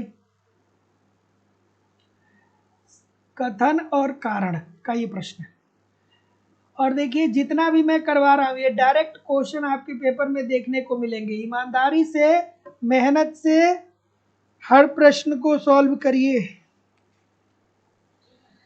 चलिए चलिए भाई बताइए, सरिता जी, पिंकी कुमारी जी, एसएन जी, जितेंद्र जी, सुमन जी, जूही शुक्ला जी, अदित सिंह जी, साधना यादव जी, अरविंद कुमार जी, विश्वास राय जी, श्वेता सिंह जी, जूही शुक्ला जी, अदित सिंह जी, पूनम कुमारी जी, सर्वेश कुमार जी, विकास कुमार मिश्रा जी, मोहम्मद साहिद नूरी जी, राकेश जी, ठीक है, राजन सिंह जी, ठीक है, जितेंद्र जी, सोनी शर्मा जी, सभी लोगों से निवेदन है कि वीडियो को लाइक कर दिया करिए, शेयर कर दिया करिए। इतने सारे लोग क्लास देख रहे हैं, फिर भी लाइक और शेयर की संख्या बहुत कम है।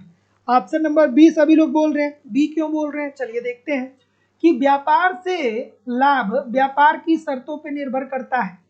अब आपको व्यापार की 3 शर्तें होती हैं। अगर जो आपने मार्शल और लर्नर के आपने 3 कंडीशन को पढ़ा होगा तो आप जानते होंगे, नहीं भी जानते होंगे तो आसान भाषा में समझ लीजिए कि व्यापार की शर्तें 3 होती है।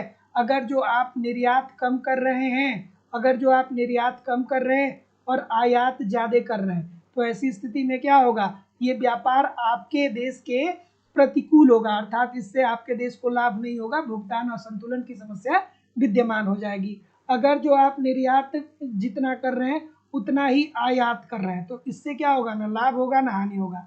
और अगर जो आप निर्यात ज़्यादा कर रहे हैं और आयात कम कर रहे हैं तो ऐसी स्थिति में क्या होगा, ऐसी स्थिति में देश को लाभ होगा।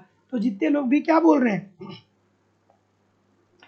कि व्यापार से लाभ व्यापार की शर्तों द्वारा निर्धारित होता है, बिल्कुल ठीक है, लाभ इसी इसी शर्त पे आधारित होगा।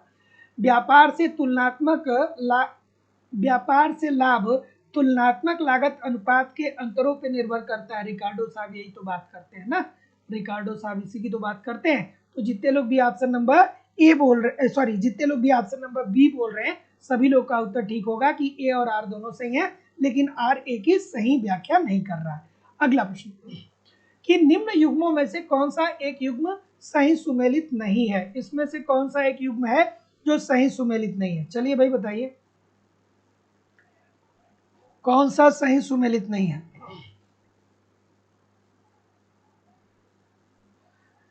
क्या उत्तर आ रहा है, इसमें से कौन सा एक सही सुमेलित नहीं है, ठीक है। और देखिए एकदम कंसंट्रेट होकर के मेहनत से आप लोग पढ़िए, मेहनत से पढ़िए, बातचीत पे कम ध्यान, फालतू की बातों पे कम ध्यान रहे, है ना, क्योंकि बहुत मेहनत से मैं सेशन लेकर के आता हूँ, 2 घंटे की मैं सेशन लेकर के आता हूँ बहुत मेहनत से।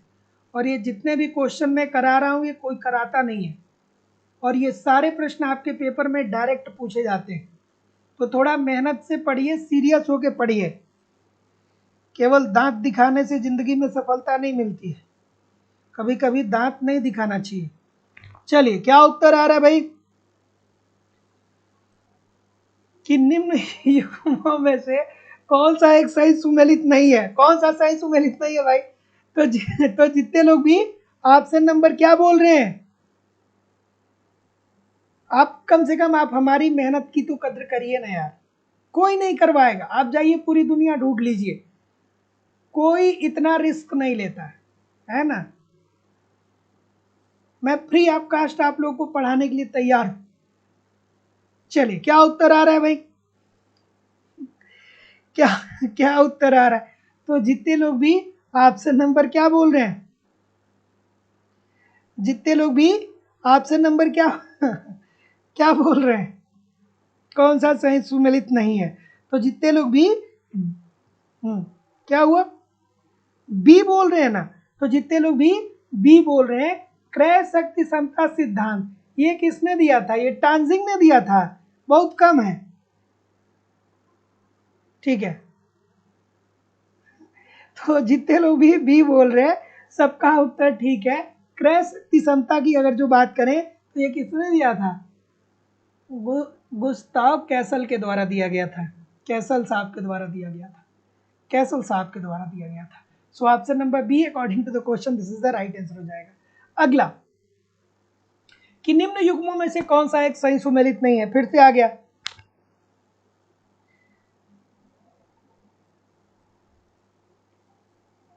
चले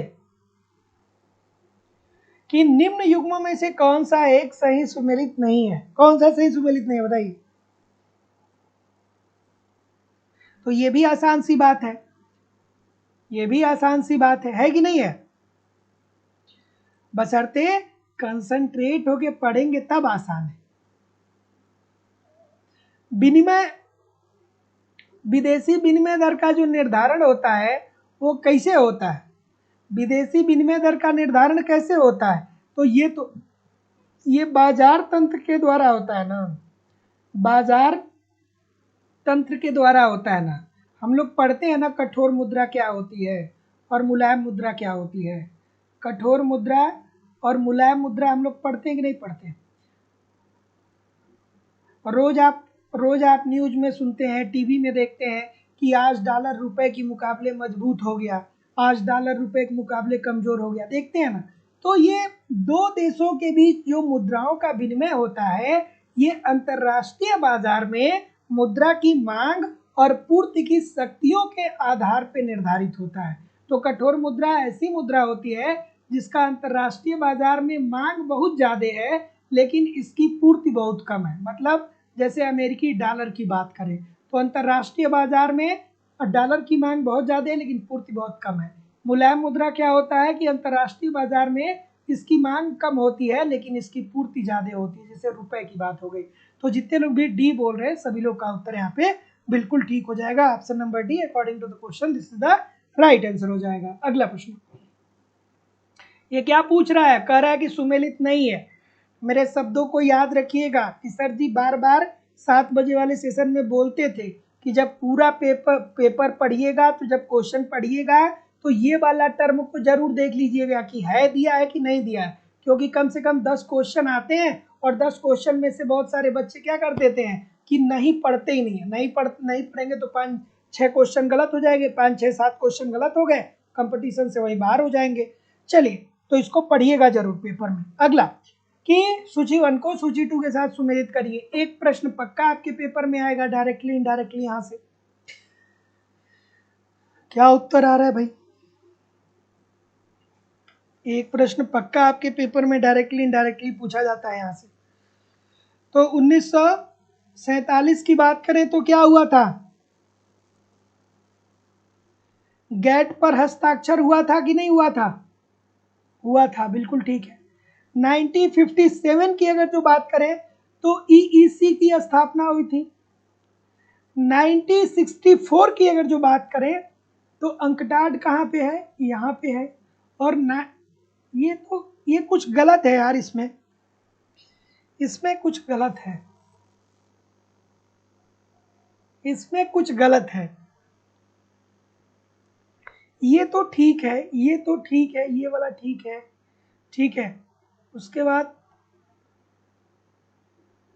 इसमें कुछ एरर है, इसमें कुछ क्या है? एरर है। यहाँ पे 1970 में पता है क्या होना चाहिए? ब्रेटन वुड्स समझौता की जगह पे यहाँ पे इसको एसडीआर देना चाहिए था, एसडीआर इसको देना चाहिए था, एसडीआर इसको देना चाहिए था, है ना? ठीक है, तो अब इस प्रश्न का उत्तर आप कर लीजिए। तो क्या बोल रहे हैं? 3, 4, 3, 4, 5 और 2, ठीक है। तो जितने लोग भी ऑप्शन नंबर क्या बोल रहे हैं? 3, 4, 5, 2 बोल रहे हैं, ठीक बोल रहे हैं। अगला कि एक चल योजना अर्थात रोलिंग प्लान से तात्पर्य एक ऐसी योजना से है जिसमें क्या है भाई?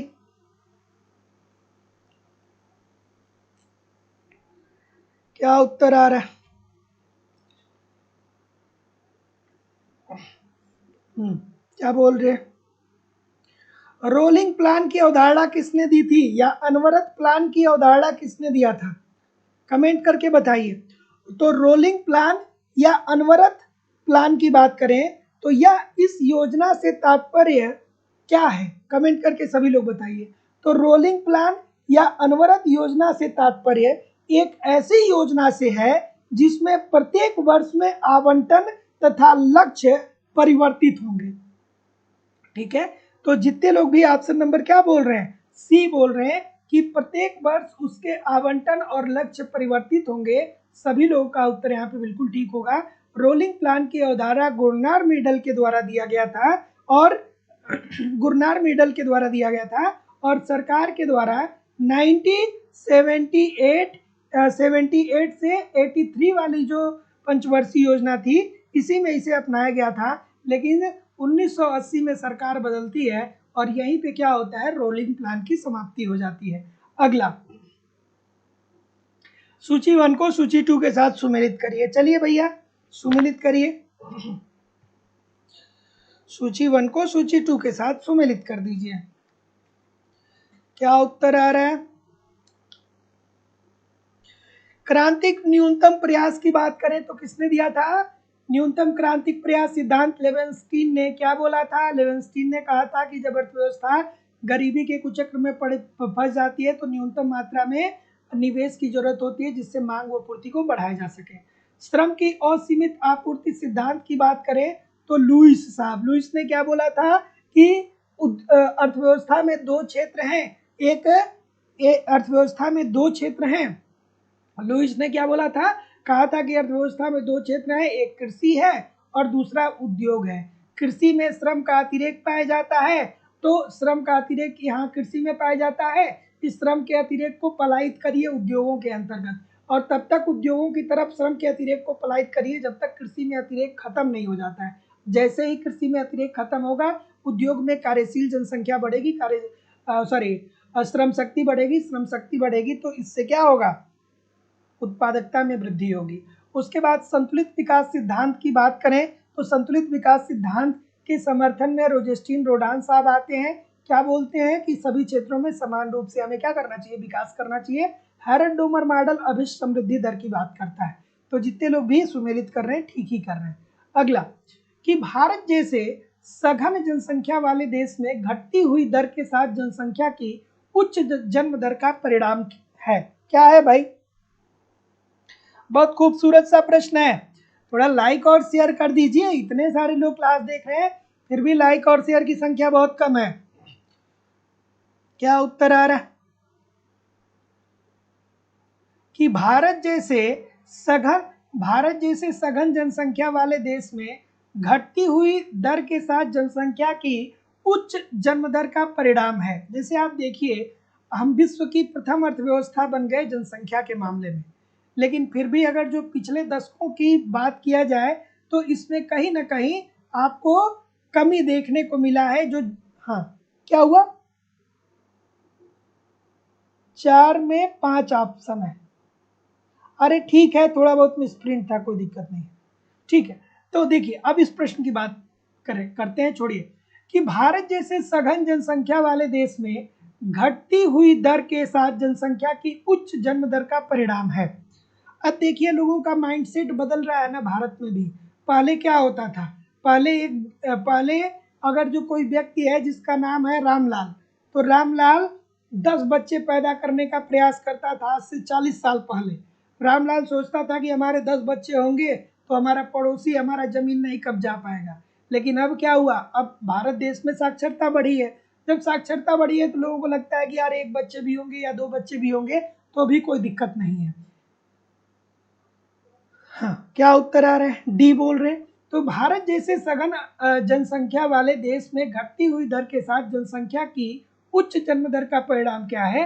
तो आश्रितता भार में क्या हो रही है? वृद्धि हो रही है। और भारत की सबसे बड़ी समस्या तो यही है ना कि कोई भी परिवार है तो उस परिवार में अगर जो 10 सदस्य हैं तो बहुत रेयर देखने को मिलता है कि 10 सदस्यों के परिवार में 3 लोगों को नौकरी मिली है।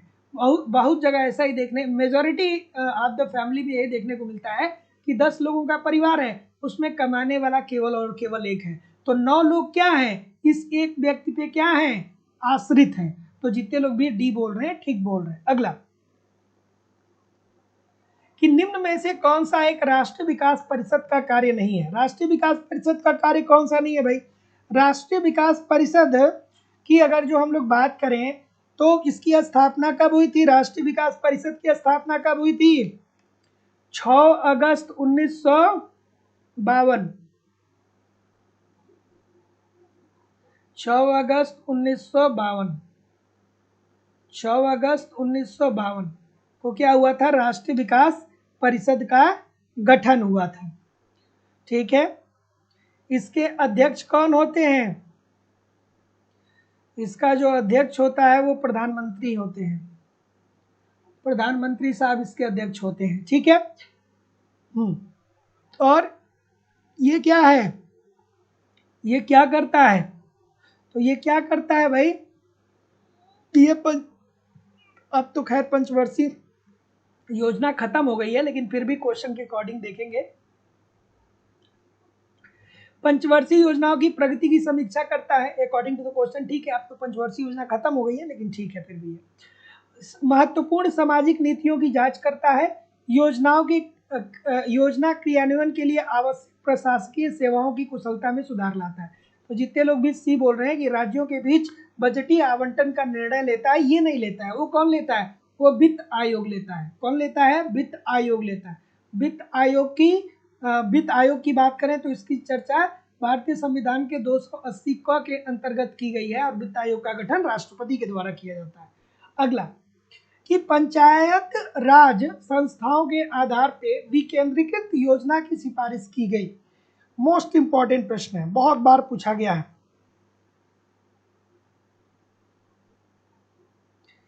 क्या उत्तर आ रहा है भाई? और जो लोग भी अभी तक चैनल को सब्सक्राइब नहीं किए हैं, चैनल को सब्सक्राइब करके बेल आइकन को क्लिक कर लीजिए। डिस्क्रिप्शन बॉक्स में लाइव स्टडी इलाहाबाद के व्हाट्सएप चैनल का लिंक है। डिस्क्रिप्शन बॉक्स में लाइव स्टडी इलाहाबाद के टेलीग्राम चैनल का लिंक है। डिस्क्रिप्शन बॉक्स में लाइव स्टडी इलाहाबाद के मोबाइल एप्लीकेशन का लिंक है। हर जगह आप हमसे जुड़ जाइए ताकि आपको सारी इंफॉर्मेशन मिलती रहे। क्या उत्तर आ रहा है भाई? ऑप्शन नंबर, तो जितने लोग भी ये बोल रहे हैं, बहुत बच्चों वाला प्रश्न है, बहुत बार बताया हूँ। तो पंचायती राज संस्थाओं के आधार पर विकेंद्रीकृत योजना की सिफारिश किसके द्वारा की गई थी? बलवंत राय मेहता समिति के द्वारा। ये समिति का गठन कब हुआ था? सभी लोग कमेंट करके बताइए कि बलवंत राय मेहता समिति का गठन कब हुआ था। अगला कि निम्न संकेत पे विचार करिए और आर्थिक विकास प्रक्रिया में इसका सही क्रम बताइए। ठीक है, तो देखिए जो जनसंख्या संक्रमण सिद्धांत दिया गया था उसमें ये बात बताई गई थी कि विकास की प्रक्रिया के आधार पे किसी भी देश की जनसंख्या 3 तरीके से प्रभावित होती है। तो पहली कंडीशन किसी देश की तब होती है जब वो अर्थव्यवस्था विकसित नहीं होती है, और उस अर्थव्यवस्था वो मतलब पहली कंडीशन तब होती है जब समाज परंपरागत होता है, लोगों को मांग और पूर्ति के बारे में बहुत ज़्यादा पता ही नहीं होता है, लोग घरों पे रहना पसंद करते हैं और बहुत ज़्यादा किसी वस्तुओं की ना ही मांग करते हैं और ना ही उत्पादन करते हैं। यहाँ पे जनसंख्या निरक्षर होती है, स्वास्थ्य सुविधाएं कमजोर होती हैं, लोग अपनी लाइफ को लेकर के क्या असहज महसूस करते हैं क्योंकि मारपीट ज़्यादा होती है, क्योंकि अल्प विकसित अर्थव्यवस्था है। ठीक है, बहुत ज़्यादा सरकार का कमांड होता नहीं है यहाँ पे। तो ऐसी स्थिति में परंपरागत समाज, पहली स्थिति अर्थव्यवस्था की क्या होगी? परंपरागत समाज। परंपरागत समाज में जन्म दर ज्यादा होगा, ज्यादा लोग बच्चा पैदा करेंगे, ताकि ज्यादा बच्चा रहेगा तो पड़ोसी हमसे मार नहीं कर पाएगा, पड़ोसी हमारा जमीन नहीं हड़प पाएगा। तो चूंकि अर्थव्यवस्था अल्प विकसित है, परंपरागत समाज है, तो जन्म दर तो ज्यादा रहता है, 10-10 बच्चे लोग पैदा करते हैं। लेकिन बच्चे पैदा करने के साथ साथ स्वास्थ्य सुविधाएं और शिक्षा की कमी होने के कारण मृत्यु दर में भी क्या हो जाती है? वृद्धि ही रहती है। तो जन्म दर और मृत्यु दर दोनों ऊंचा होता है। दूसरी कंडीशन, अब अर्थव्यवस्था विकासशील अर्थव्यवस्था की तरफ पहुंच गई है। तो अब भी क्या है कि अभी भी जन्म दर ज्यादा ही है, लेकिन चूंकि अब विकासशील अर्थव्यवस्था की तरफ आप मूव कर गए हैं, तो अब लोगों को थोड़ा बहुत स्वास्थ्य सुविधाओं के बारे में पता है, लोगों को पोषक पदार्थों के बारे में पता है, लोग थोड़े बहुत शिक्षित हो गए हैं, तो जन्म दर ऊंचा ही रहता है, लेकिन मृत्यु दर में कमी आ जाती है। और यही क्या होता है? यही जनसंख्या विस्फोट की स्थिति होती है, यही जनसंख्या विस्फोट की स्थिति होती है। और तीसरी कंडीशन, जब अर्थव्यवस्था समृद्धि की अवस्था में पहुंच जाती है तो लोगों को लगता है कि यार हम अकेले, हमारा एक लड़का भी रहेगा या एक लड़की भी रहेगी तो भी कोई दिक्कत नहीं है। तो तीसरी कंडीशन में जन्म दर भी कम हो जाता है, और जन्म दर कम होने पे अब चूंकि शिक्षा स्वास्थ्य बेहतर हो जाता है तो मृत्यु दर में भी कमी आ जाती है। और यही जनसंख्या की आदर्श स्थिति होती है, यही जनसंख्या की क्या होती है? आदर्श स्थिति होती है। तो जितने लोग भी ऑप्शन नंबर क्या बोल रहे हैं, डी बोल रहे हैं, 3, 1, 2। उच्च जन्म दर उच्च मृत्यु दर पहली अवस्था, उच्च जन्म दर निम्न मृत्यु दर दूसरी अवस्था, जनसंख्या विस्फोट, और ये तीसरी अवस्था। ठीक है, तो डी बिल्कुल सही है। अगला, सूची 1 को सूची 2 के साथ सुमेलित करिए। सूची 1 को सूची 2 के साथ सुमेलित करिए। चलिए भाई बताइए, सुमेलित करके बताइए क्या उत्तर आ रहा है। ठीक है, ऑप्शन नंबर, तो देखिए पूर्ण प्रतियोगिता की बात करें तो पूर्ण प्रतियोगिता में समरूप वस्तुओं का उत्पादन होता है। कहाँ पे है, समरूप उत्पादन होता है। ठीक है, उसके बाद एकाधिकार की बात करें तो एकाधिकार में भी विभेदीकृत वस्तुओं का उत्पादन होता है। अल्पाधिकार की बात करें तो इसमें समरूप और विभेदीकृत दोनों होता है, और एकाधिकार में स्थापन रहित वस्तुओं का उत्पादन होता है। तो सुमेलित आप आई होप की कर रहे होंगे। अगला, कि एकाधिकारिक प्रतियोगिता की फर्म तथा पूर्ण प्रतियोगिता की फर्म में यह अंतर होता है कि एकाधिकारी प्रतियोगिता की फर्म क्या करती है। अब आपको पता होना चाहिए कि एकाधिकार प्रतियोगिता क्या होता है और पूर्ण प्रतियोगिता क्या होता है। तो पहले देखिए, पूर्ण प्रतियोगिता बाजार की एक ऐसी स्थिति होती है जहां पे बहुत सारे क्रेता होते हैं, बहुत सारे विक्रेता होते हैं, समरूप वस्तुओं का उत्पादन होता है, क्रेता विक्रेता सबको बाजार का ज्ञान होता है, मांग और पूर्ति की शक्तियों के आधार पर कीमतों का निर्धारण उद्योग के द्वारा किया जाता है, और एक व्यक्तिगत फर्म जितने चाहे प्रोडक्ट को मार्केट में बेच सकती है, लेकिन उस कीमत पे जो उद्योग के द्वारा निर्धारित किया गया। एकाधिकारिक प्रतियोगिता बाजार क्या होता है, तो एकाधिकारिक प्रतियोगिता बाजार बाजार की एक ऐसी स्थिति होती है जिसमें अनेक विक्रेता होते हैं लेकिन समरूप वस्तुओं का उत्पादन नहीं होता है, विभेदित वस्तुओं का उत्पादन होता है। तो जितने लोग भी ऑप्शन नंबर बी बोल रहे हैं सभी लोग का उत्तर ठीक है कि अन्य प्रतियोगियों की तुलना में विभेदित वस्तुओं का उत्पादन करती हैं। सभी लोग का उत्तर बिल्कुल ठीक हो जाएगा, ऑप्शन नंबर बी। अगला, सीमांत आय शून्य होगी यदि मांग की लोच। अब सीमांत आय शून्य होगी, मांग की लोच किसके बराबर होगी, तो बताइए। तो अब यहाँ पे आपको याद आना चाहिए कि sir ji MR is equal to AR bracket में E-1/1, यही तो फार्मूला होता है, यही तो फार्मूला होता है ना, सॉरी E-1/E, यही तो फार्मूला होता है। ठीक है, MR निकालने का। तो चलिए बताइए, सीमांत आय आपसे पूछा जा रहा है, तो जितने लोग भी क्या बोल रहे हैं, सॉरी, अच्छा हाँ सीमांत आय पूछा जा रहा है, सॉरी। ठीक है, तो क्या उत्तर आएगा, तो अब देखिए ई का मान कितना दे दिया गया, मांग की लोच। अब यहाँ पे आपको क्या करना पड़ेगा, ठीक है, तो जितने लोग भी ऑप्शन नंबर यहाँ पे क्या बोल रहे हैं, ए बी बोल रहे हैं, 1 के बराबर होगा, बिल्कुल ठीक है। अब E इज इक्वल टू 1 आप जब रख लेंगे ना तो आपको पता चल जाएगा, MR इज इक्वल टू क्या हो जाएगा, AR इंटू 1-1/1, तो 0 हो जाएगा, 0/1, ये सब क्या कर देगा, 0 कर देगा, अर्थात MR का मान क्या हो जाएगा, 0 हो जाएगा। बी, अगला, कि मांग के सीमांत उपयोगिता विश्लेषण में कौन सा कथन सही है। चलिए भाई बताइए, क्या उत्तर आ रहा है। आज का कठिन सेशन है लेकिन बहुत कम बच्चों ने आज का सेशन ज्वाइन किया है कि नहीं। तो जब कठिन प्रश्न पत्र आएगा तो बहुत सारे बच्चे क्या करेंगे, क्लास को बीच से छोड़ के भाग जाएंगे। तो जब आप बीच से छोड़ के भाग जाएंगे तो कंपटीशन में कैसे क्वालिफाई करेंगे। योद्धा वही जो विपरीत परिस्थिति में लड़ता रहे, सफलता उसी को मिलती है। इतना आसान रहता तो सभी लोग को नौकरी नहीं मिल जाती, नौकरी इतना ही आसान होता तो सबको नौकरी मिल जाती। तो मेहनत करना पड़ेगा। तो ऑप्शन नंबर जितने लोग भी क्या बोल रहे हैं, चलिए देखते हैं। मांग के सीमांत उपयोगिता विश्लेषण में क्या कहा गया, ये माना गया कि उपयोगिता का गणनावाचक माप संभव है। ये क्या बात आपकी ठीक है, मार्शल ने कहा था ना, मार्शल ने कहा था ना, मार्शल ने क्या कहा था, मार्शल ने कहा था ना कि उपयोगिता को हम गणना रूपी पैमाने में रख सकते हैं या उपयोगिता का संख्यात्मक माप संभव है। में माना जाता है कि ठीक है, इसमें माना जाता है कि उपयोगिताएं अन्यायश्रित है। इसका क्या मतलब है, अन्यायश्रित है, इसका कोई मतलब नहीं बनेगा। में माना जाता है कि मुद्रा की सीमांत उपयोगिता स्थिर भी है, नहीं ये भी नहीं ठीक होगा। तो जितने लोग भी केवल और केवल ऑप्शन नंबर ए बोलेंगे सर जी केवल एक ठीक होगा, सभी लोग का उत्तर यहाँ पे एब्सोल्युटली 100% ठीक होने वाला है। चलिए आगे बढ़ते हैं। कमेंट करके बताइए कि कितने प्रतिशत प्रश्न आपके सही हुए। और आप लोगों की जो इकोनॉमिक्स की दूसरी क्लास है वो लाइव स्टडी इलाहाबाद के मोबाइल एप्लीकेशन पे होती है, जहां पे आपको इकोनॉमिक्स के अलग अलग बैच देखने को मिलते हैं और अलग अलग बैचेज में आपको आपके सिलेबस के अकॉर्डिंग इकोनॉमिक्स के कंप्लीट कॉन्सेप्ट सिंपल सटीक साधारण भाषा में पढ़ाए जाते हैं। इसकी लाइव क्लास होती है। लाइव क्लास में आप नहीं जुड़ते हैं तो बाद में आपको रिकॉर्डेड क्लास भी मिल जाता है।